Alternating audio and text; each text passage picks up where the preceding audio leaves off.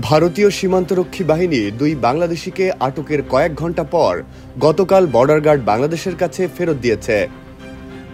ঠাকুরগাঁওয়ের পীরগঞ্জ উপজেলার চান্দেরহাট সীমান্ত এলাকা থেকে ভারতীয় সীমান্তরক্ষী বাহিনী বিএসএফ তাদের আটক করে।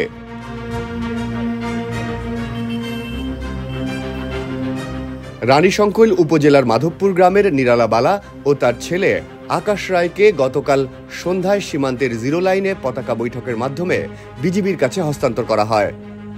পিলার ৩৩৩-এর সাব পিলার ২-এর কাছে অবৈধভাবে সীমান্ত অতিক্রম করার পর গতকাল সকালে চাকসিবন্দ বিএসএফ তাদের আটক করে।